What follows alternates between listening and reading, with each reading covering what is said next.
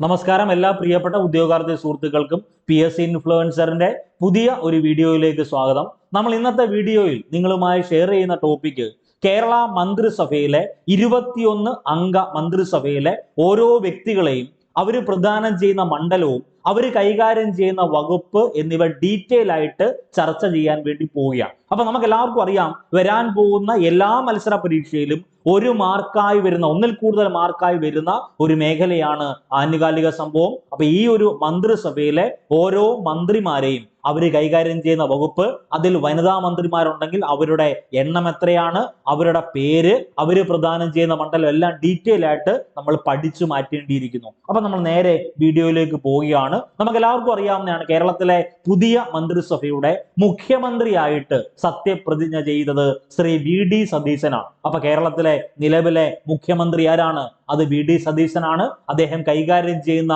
വകുപ്പുകൾ ധനകാര്യം, നിയമം, തുറമുഖം, പൊതുഭരണം. അദ്ദേഹം പ്രദാനം ചെയ്യുന്ന മണ്ഡലം എറണാകുളം ജില്ലയിലെ പറവൂർ മണ്ഡലമാണ്. അത് വളരെ പ്രധാനപ്പെട്ടതാണ്. അപ്പൊ ഈ പറയുന്ന VD സതീശൻ എന്നറിയപ്പെടുന്ന വ്യക്തിത്വവുമായി ബന്ധപ്പെട്ട പ്രധാനപ്പെട്ട ചോദ്യങ്ങൾ ഒന്ന് നോട്ട് ചെയ്തേക്കണം. അദ്ദേഹത്തിന്റെ പൂർണ്ണമായ നാമം വടശ്ശേരി ദാമോദരൻ മേനോൻ സതീശൻ എന്നാണ്. അദ്ദേഹം ജനിക്കുന്നത് 1964 മെയ് 31 എറണാകുളം ജില്ലയിലെ നെട്ടൂർ എന്നറിയപ്പെടുന്ന ഗ്രാമത്തിലാണ്. അദ്ദേഹം പ്രദാനം ചെയ്യുന്ന മണ്ഡലം മറക്കല്ലേ, എറണാകുളം ജില്ലയിലെ പറവൂറാണ്. അദ്ദേഹത്തിന്റെ പാർട്ടി ഇന്ത്യൻ നാഷണൽ കോൺഗ്രസ് ആണ്, INC അല്ലെങ്കിൽ ഇന്ത്യൻ നാഷണൽ കോൺഗ്രസ്. അപ്പൊ നമുക്ക് വേണ്ട പ്രധാനപ്പെട്ട ചോദ്യം, കേരളത്തിന്റെ 24ാമത് മുഖ്യമന്ത്രിയാണ് ശ്രീ VD സതീശൻ. കേരളത്തിന്റെ മുഖ്യമന്ത്രിയാകുന്ന 13ാമത്തെ വ്യക്തിയാണ് VD സതീശൻ. അപ്പൊ കേരളത്തിന്റെ 24ാമത് മുഖ്യമന്ത്രി, കേരളത്തിന്റെ മുഖ്യമന്ത്രിയാകുന്ന 13ാമത്തെ വ്യക്തി. ഇനി നമുക്ക് വേണ്ടത് അദ്ദേഹത്തിന്റെ പ്രധാനപ്പെട്ട 2 പുസ്തകങ്ങൾ ഒന്ന് നോട്ട് ചെയ്തേക്കണം. ഒന്ന് നേരനുഭവങ്ങൾ, മറ്റൊരു പുസ്തകം ആദം നീ എവിടെയാകുന്നു. ഈ 2 പ്രധാനപ്പെട്ട പുസ്തകങ്ങൾ ഒന്ന് പഠിച്ചു വച്ചേക്കുക. ഒന്ന് നേരനുഭവങ്ങൾ, മറ്റൊരു പുസ്തകം ഏതാണ്? ആദം നീ എവിടെയാകുന്നു. ഇനി നമുക്ക് വേണ്ട പ്രധാനപ്പെട്ട ഒരു ചോദ്യത്തിലേക്ക് പോവുകയാണ്. ഈ ഒരു ക്ലാസ് കഴിയുന്ന സമയത്ത്, അതായത് ക്ലാസ് എല്ലാം കേട്ട് പ്രധാനപ്പെട്ട നോട്ട്സ് എല്ലാം എഴുതിയതിനു ശേഷം നിങ്ങൾക്ക് അറിയാമെങ്കിൽ മാത്രം ഈ ചോദ്യത്തിന് ഉത്തരം ഒന്ന് രേഖപ്പെടുത്തിയേക്കുക. നിലവിലെ മന്ത്രിസഭയിലെ മ്യൂസിയം, പുരാവസ്തു വകുപ്പ്, നിലവിലെ പുതിയ മന്ത്രിസഭ ഉണ്ടല്ലോ, അതിലെ മ്യൂസിയം, പുരാവസ്തു വകുപ്പ്, ഈ 2 വകുപ്പ് കൈകാര്യം ചെയ്യുന്നത് ആര് എന്നൊന്ന് കമന്റ് ചെയ്തേക്കണേ അറിയാമെങ്കിൽ. അല്ലെങ്കിൽ ഈ വീഡിയോയുടെ അവസാനം ഞാൻ തന്നെ പറഞ്ഞോളാം. അപ്പൊ അദ്ദേഹത്തിന്റെ പ്രധാനപ്പെട്ട രചനകൾ കിട്ടി. ഒന്ന് നേരനുഭവങ്ങൾ, മറ്റൊന്ന് ആദം നീ എവിടെയാകുന്നു. അടുത്തത് രമേശ് ചെന്നിത്തലയാണ്. രമേശ് ചെന്നിത്തല പ്രദാനം ചെയ്യുന്ന മണ്ഡലം ഹരിപ്പാട് മണ്ഡലമാണ്. അദ്ദേഹത്തിന്റെ വകുപ്പുകൾ ആഭ്യന്തരം, വിജിലൻസ്, കയർ. അപ്പൊ അഡീഷണൽ ആയിട്ട് പഠിക്കേണ്ട വസ്തുത എന്താ?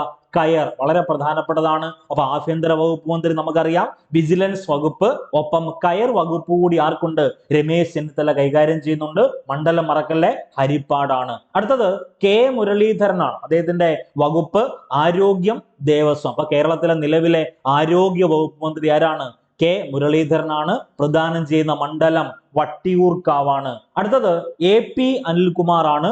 AP അനിൽകുമാർ പ്രദാനം ചെയ്യുന്ന മണ്ഡലം വണ്ടൂർ. അദ്ദേഹത്തിന്റെ വകുപ്പ് റവന്യൂ വകുപ്പാണ്. PK കുഞ്ഞാലിക്കുട്ടി നമുക്ക് എല്ലാവർക്കും അറിയാവുന്നതാണ്. കേരളത്തിലെ നിലവിലെ വ്യവസായ വകുപ്പ് മന്ത്രി PK കുഞ്ഞാലിക്കുട്ടിയാണ്. വ്യവസായം കൂടാതെ IT വകുപ്പ് കൂടി അദ്ദേഹത്തിനുണ്ട്. ദെൻ മണ്ഡലം മലപ്പുറം. അടുത്തത് സണ്ണി ജോസഫ് ആണ്. സണ്ണി ജോസഫിന് 3 പോർട്ട്ഫോളിയോ ഉണ്ട്. ഒന്ന് കേരളത്തിലെ നിലവിലെ വൈദ്യുതി വകുപ്പ് മന്ത്രി, പാർലമെന്ററി കാര്യ വകുപ്പ് മന്ത്രി, പരിസ്ഥിതി വകുപ്പ് മന്ത്രി. ടിക്ക് ചെയ്തേക്കണം. അപ്പൊ പരീക്ഷയ്ക്ക് ചോദിക്കുവാണ്, കേരളത്തിലെ നിലവിലെ പരിസ്ഥിതി വകുപ്പ് മന്ത്രി എന്ന് ചോദിച്ചാൽ ഉത്തരം ആരാണ്?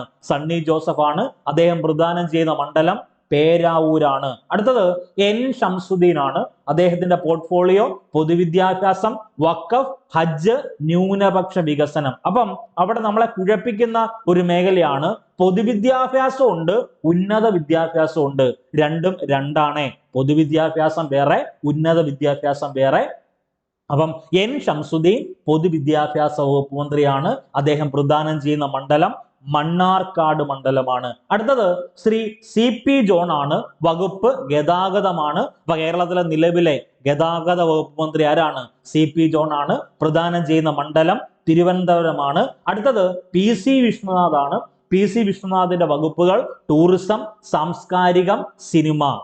വളരെ പ്രധാനപ്പെട്ടതാണ്. അടുത്തത് PC വിശ്വനാഥ് പ്രദാനം ചെയ്യുന്ന മണ്ഡലം കൊല്ലം ജില്ലയിലെ കുണ്ടറയാണ്. അടുത്തത് അനൂപ് ജേക്കബ് ആണ്. അനൂപ് ജേക്കബിന്റെ മണ്ഡലം ഇമ്പോർട്ടന്റ് പിറവം. അദ്ദേഹം കൈകാര്യം ചെയ്യുന്ന വകുപ്പ് ഭക്ഷ്യ പൊതുവിതരണം, ലീഗൽ മെട്രോളജി. അപ്പൊ നിലവിലെ ലീഗൽ മെട്രോളജി വകുപ്പ് മന്ത്രി ആരാണ്? അനൂപ് ജേക്കബ് ആണ്. അടുത്തത് ബിന്ദു കൃഷ്ണയാണ്. 21 അംഗ മന്ത്രിസഭയിൽ 2 വനിതാ അംഗങ്ങളാണുള്ളത്. വീണ്ടും ഞാൻ ആവർത്തിക്കുന്നു, 21 അംഗ മന്ത്രിസഭയിൽ 2 വനിതാ മന്ത്രിമാർ. ഒന്ന് ബിന്ദു കൃഷ്ണ, മറ്റൊരാള് KA തുളസി. അപ്പൊ ബിന്ദു കൃഷ്ണയുടെ വകുപ്പ് വളരെ പ്രധാനപ്പെട്ടതാണ്.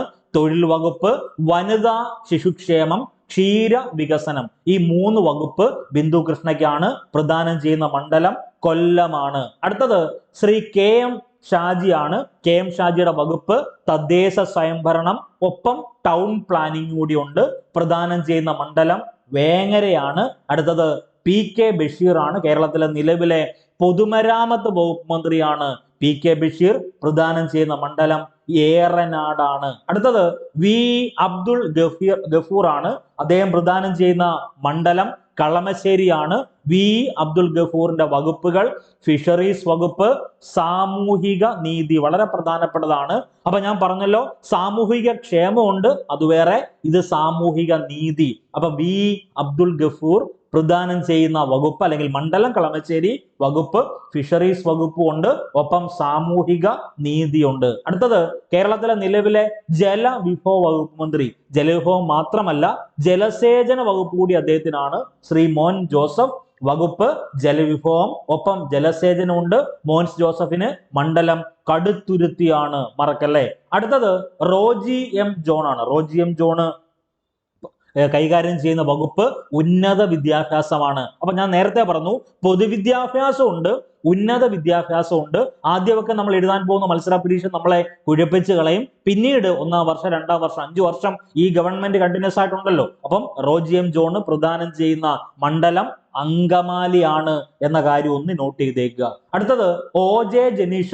കേരളത്തിലെ നിലവിലെ കായിക വകുപ്പ് മന്ത്രി, യുവജന ക്ഷേമ വകുപ്പ് മന്ത്രി. ഈ 2 പോർട്ട്ഫോളിയോ ആണ് ശ്രീ OJ ജനീഷിനുള്ളത്.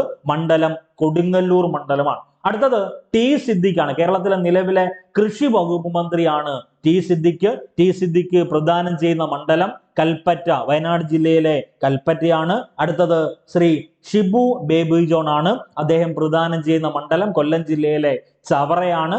അദ്ദേഹം കൈകാര്യം ചെയ്യുന്ന വകുപ്പ് വനം, വന്യജീവി സംരക്ഷണം, നൈപുണ്യ വികസനം. അപ്പൊ നമ്മൾ പറഞ്ഞ കണ്ടന്റിലേക്ക് വരുന്നു. വനം, വന്യജീവി സംരക്ഷണം, നൈപുണ്യ വികസനം. ഈ 3 വകുപ്പുകൾ, പ്രധാനപ്പെട്ട 3 വകുപ്പുകൾ ശ്രീ ഷിബു ബേബി ജോണിനാണുള്ളത്. ദെൻ അടുത്തത് ഏറ്റവും പ്രധാനപ്പെട്ട വ്യക്തിത്വം M ലിജു. അദ്ദേഹത്തിന്റെ വകുപ്പ്, അദ്ദേഹം കൈകാര്യം ചെയ്യുന്ന വകുപ്പ് എക്സൈസ് വകുപ്പുമുണ്ട്, സഹകരണ വകുപ്പ് മന്ത്രി. അപ്പൊ 2 വകുപ്പ്. എക്സൈസ് വകുപ്പ് മന്ത്രി ആരാണ്? M ലിജു.